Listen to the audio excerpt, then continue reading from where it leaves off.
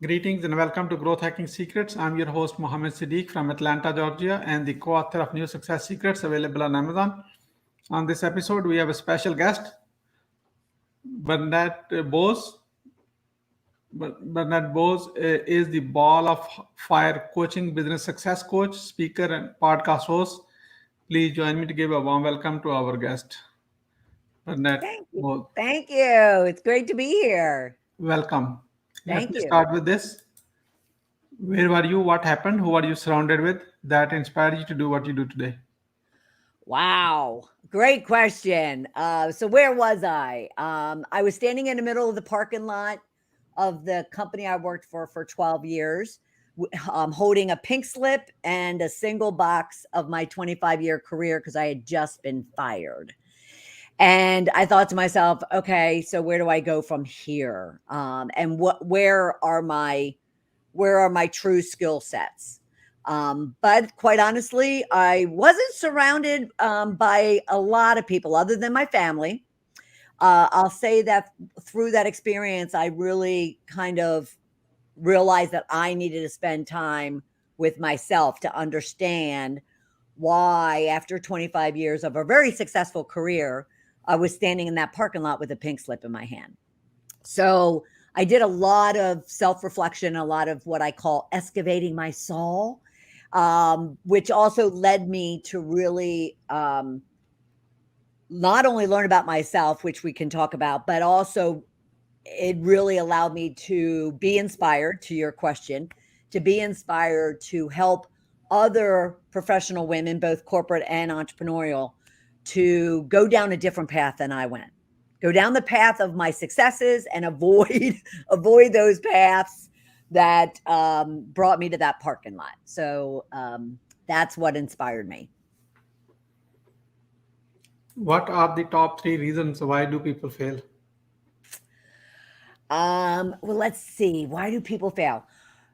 I truly believe, not only because I am obsessed with goal setting and planning, but I truly believe it's because they really don't spend time, one, with themselves to truly understand what it is that they want, what it is that they don't want, and why do they want it.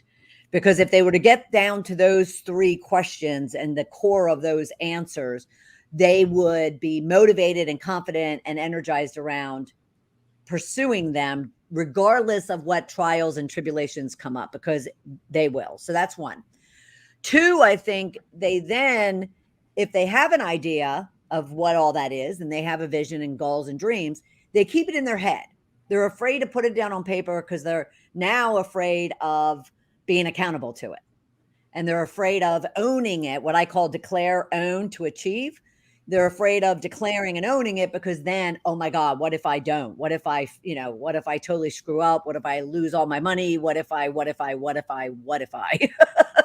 So I think that's the second reason. The third reason I would say is because they don't invest in building um, kind of their network. And you asked it in the first question around who were you surrounded by? We always need to be surrounded by people because we're going to need motivation and support and being lifted up and inspired. At the same time, we need advice and coaching and strategies and different perspectives.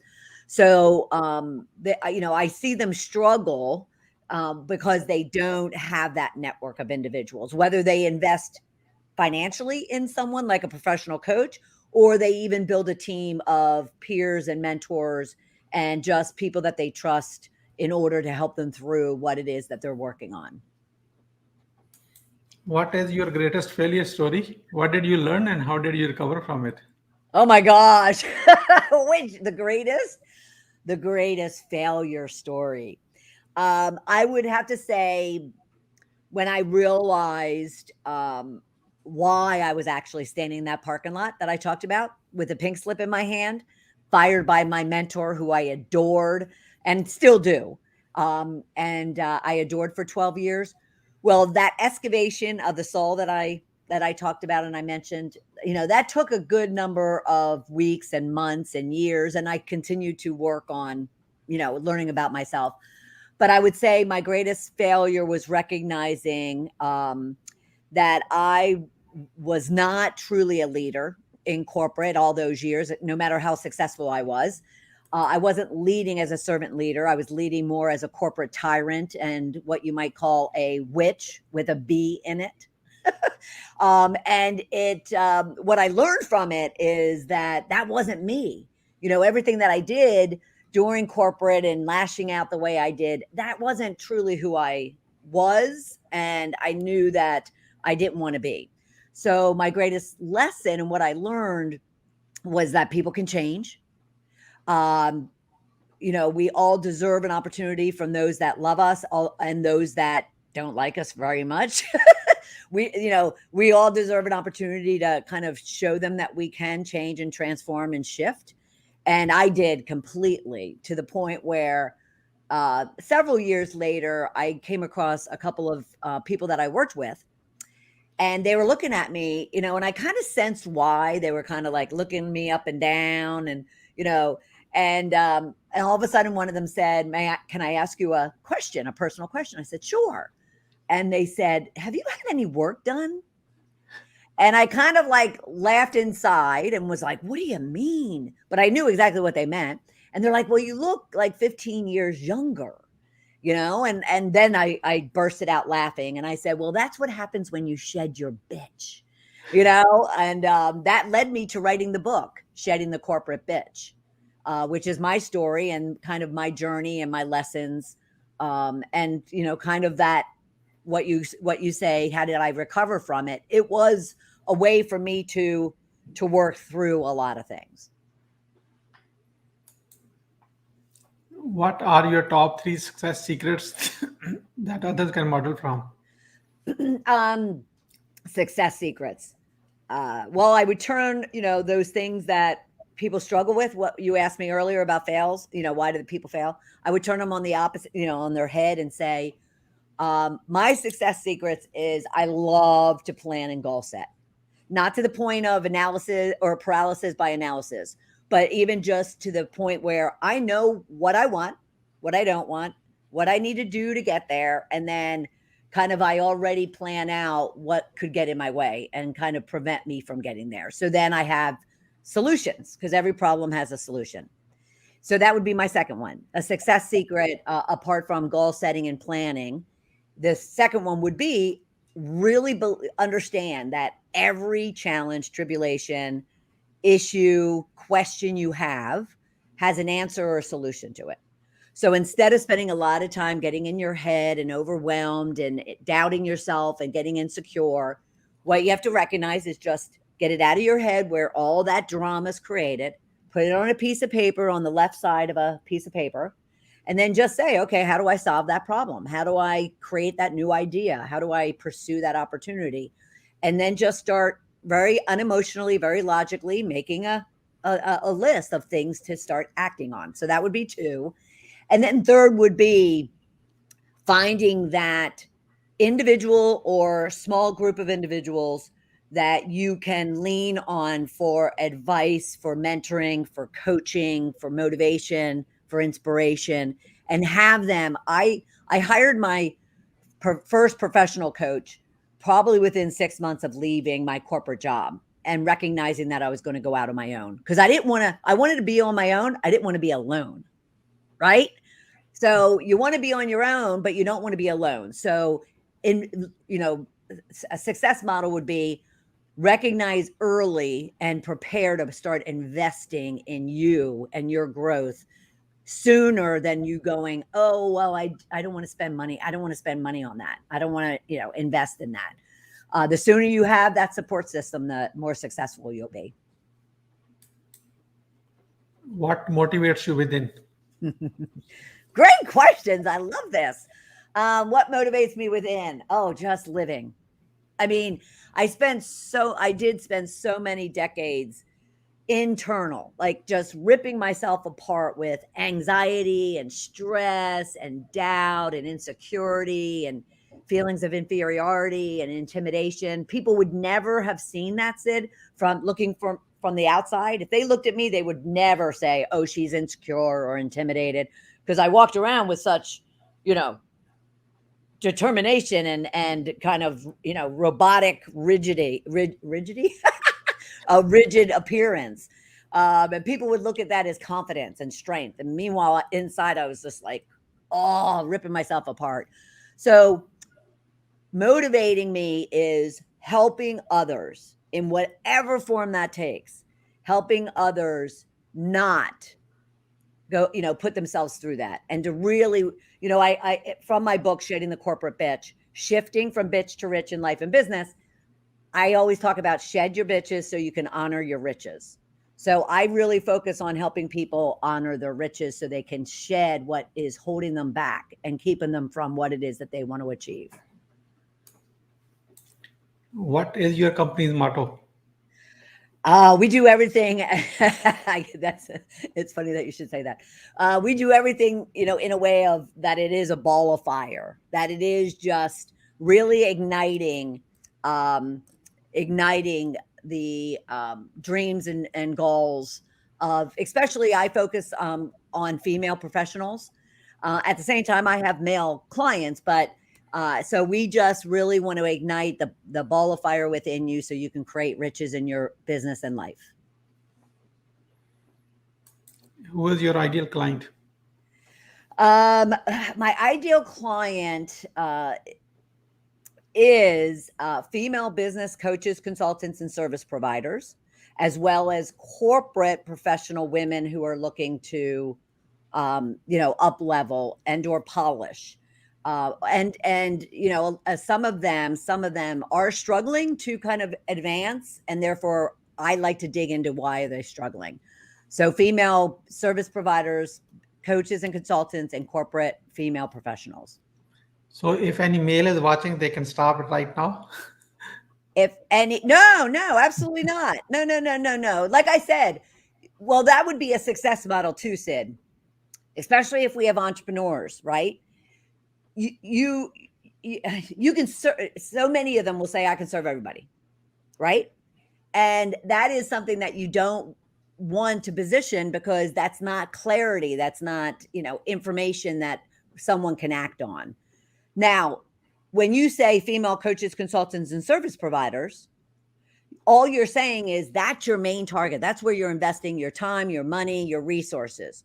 But it doesn't mean that if a guy comes along and says, which I get all the time, like, hey, I saw you on Sid's show, or hey, I saw you on your own show.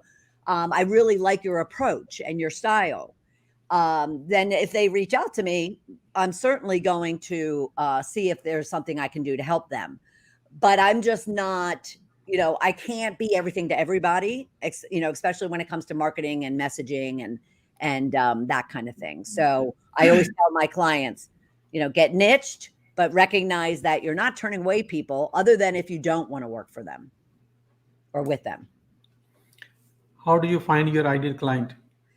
Very much what we're doing here. I do a lot of content creation and a lot of online engagement, whether that's through training or coaching or conversations, whether that's my podcast, my Biz Snap show where I interview small business owners, whether that's through my coaching clients. A good majority, especially corporate, are referral based. And more over the past, I would say even year and a half, even from my female entrepreneurs, that is referral based. But I am very active and very visible online with training and coaching and speaking and my writing. How do you engage your ideal client? Is that talking about like how do we work together? Yeah. Well, I think over the last 20 months, I think we've all pivoted to doing virtual support. So, and depending upon, their availability and their accessibility, we can do Zoom calls, we can do phone calls. There's very little face-to-face, but there is. And it doesn't matter if I'm speaking to 500 people and it's virtual, or I am doing one-on-one coaching in person. Basically I meet them where they are, so to speak. when it comes to accessibility and availability. What are your well-defined products or services? I love that. Well defined. I love that. So I do private one-on-one, what I call Ball of Fire accelerating coaching one-on-one. I also have our accelerator jump starter, and that is a hybrid of one-on-one with small group coaching. I don't do the largest group I'll have is 8. And then I have a number of workshops and speaking topics that I also offer, but I keep it very narrow to one-on-one, this hybrid group and individual, and then speaking and workshop topics. Why someone should buy from you? Because I provide them something that somebody else doesn't. That my messages and my stories and my lessons and my tips and my strategies, they're somewhat might look at it and go, they're not rocket science, but they're mine. So I put my own personal spin on it. And the one thing that I know many of my clients always say is, you ask me a question, I'm answering it. So I'm very transparent. I'm very forthright. I am also very direct when it comes to when we need to be. I always say that tips, advice, and tough love. And that resonates with some and doesn't resonate with others, who want to be more stroked and taken care of. So I just simply say, if you're looking for someone who is a ball of fire, who loves to have fun while at the same time really ensuring that people are being edutained, both educated and entertained at the same time, with, walking away with actionable things that they can put into practice. I'm not, I have a program that's called, it's a how-to, not a woo-woo, because I want people taking action. I'm all about results. And if you're not about results and you just want to be inspired, that's not me. But if you want to be inspired and then also be, given some takeaways that you can put into motion and action to get results from, then I'm your girl. How do you crush your competition? Being me. I don't worry about them. I just don't worry about my competition. I actually engage and try to bring into my network all my competition, because I am not for everybody and neither are they. So I'm not intimidated by that. I'm not, and I do know that I offer significant value to my clients. So I just crush them by being me and knowing that I bring value to whatever it is that they need. How do you deliver a 5-star client experience? I learned this in corporate from a very early age. I really established myself as a trusted advisor. Even if I'm just doing a training workshop for an hour, I want them to know that if they have an issue, a problem, a request, a need, a referral, that they can come to me. And I have a network and I build it in such a way that I never have to say no to my client unless I want to say no. Like, I don't take and work with just anybody. So that would be a no.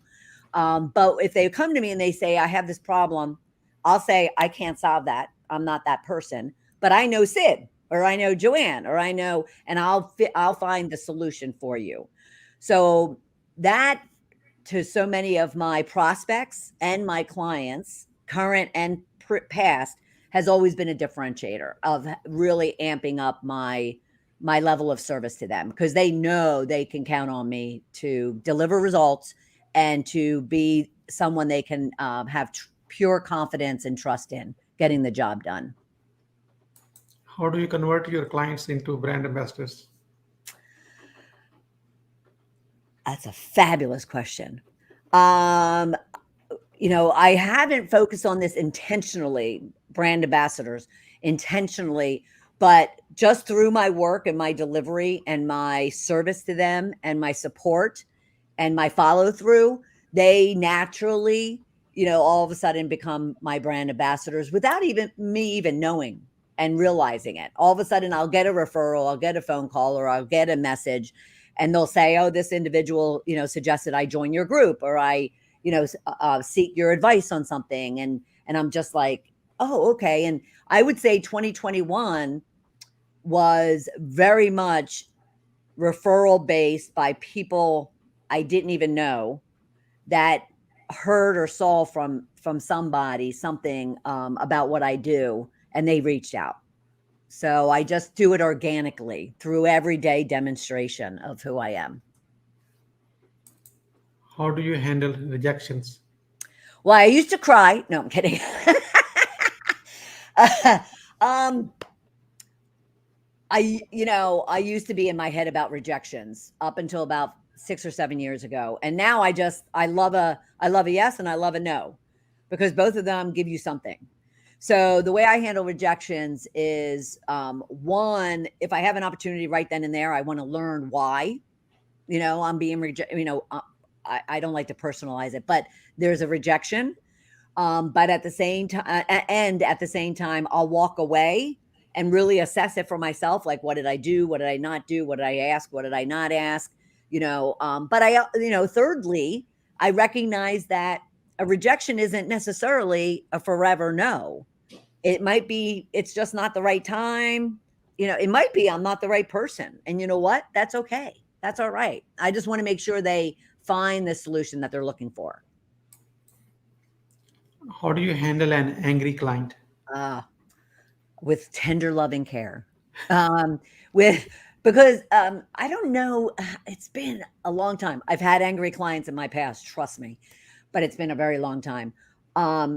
I would just say, just like my coaching, just like what I do every day as a coach, I try to really understand where they're coming from. I try to meet them where they are and just really kind of go soft and quiet and just listen. Like, all right, let them talk and let them kind of express, even vent, what it is that they're dealing with. So then I can potentially get a full understanding or partial understanding and try to solve that for them. But if I can't solve it for them and they're just determined to stay there, then I just have to let them kind of cool down or walk away until we can resolve it, or we decide to, not continue. We are about to move into lightning round. That means quick question and quick answer. Are you ready? Okay. What are you grateful for today? Being with you, being right here, right now with you. How do you start your day? Prayer, devotional readings, and my manifestation practice. How young are you? I'm about to turn 60. Woo, woo, woo, woo. So you are not 60, you are 18 years old. Rest is all experience. Yeah. Yes, exactly. What do you want to do when you grow up? What do I want to do when I grow up? What a fascinating question. I want to. Oh, okay. I've realized this lately. I'm a puppy lover. Lover. So if I had my my dream, which I will do it, but I would just simply turn into a senior dog foster care mom. What are your plan to achieve your goal? What is your plan to achieve your goal? What is your plan to achieve your goal? Get my plans laid out. I am looking to solidify on a coach of my own, and then just continue to practice, doing my mindset practice to where I honor my riches and I kind of shed anything that's holding me back and learn to overcome. What is the advice you will give to younger yourself? What is the advice you will give to younger yourself? I guess I would say always be curious, always learn, always do something new and different, always get uncomfortable, and try something new every day. Why being impactful is important to you? I don't want to leave my day feeling like I haven't accomplished something or haven't helped somebody else. And I certainly don't want to leave this life empty. I want to leave a legacy, even if it's just words or memories that someone has of me. What do you want to be remembered for? I did my best and I love my best. How can we support you? How can we support you? um, like and share and say hello and ask me questions and leave comments and let me know how I can support you. Because supporting you supports me. We are about to wrap up. I'd like to have a few words about your today's guest experience on the show. Here is my question. What would you say about your today's guest experience on the show? Oh, that's me? Yeah. This has been a blast. I love these questions. I just, and I love the rapid fire. So no, I've absolutely had a ball. You're making me really think and dig, Sid. No, it's been a blast. What would you say as a final word? What would catch me there? What would you say as a final word? Um, just what would you say as a final word? Recognize that this is only one life to live. It goes really, really fast, and you deserve everything that you want in it and want to achieve from it. So take time each and every day to learn and love yourself. Thank you so much, Bernadette, for sharing your wisdom with us today on the behalf of Growth Hacking Secrets community and our entire team. We really appreciate you. This is Mohammed Siddique signing off from Atlanta. Until the next episode, all good wishes.